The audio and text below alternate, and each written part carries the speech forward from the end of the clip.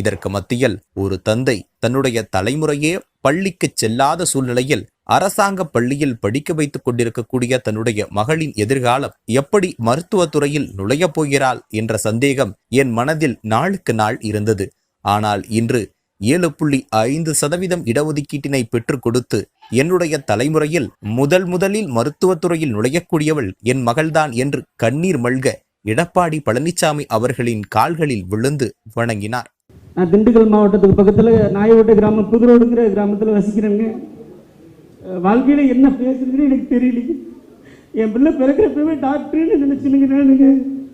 ஆனால் கவர்மெண்ட் பள்ளிக்கூடத்தில் படிக்க வைக்கிற ஒவ்வொரு நாளும் இந்த அழுது ஒவ்வொரு நாளுமே எனக்கு பாப்பாவுடைய டாக்டர்னு நினைச்சிருங்க. எப்படி அவனை டாக்டராக போகிறேன், டெய்லி கூலி வேலைத்தானுங்க போயிட்டு இருக்குனுங்க. இப்போ ஐயா முதலமைச்சர் ஐயா அவங்க 7.5 இடஒதுக்கீடு அறிவிச்சதுனால என் பிள்ளைகளுடைய சமுதாயத்திலே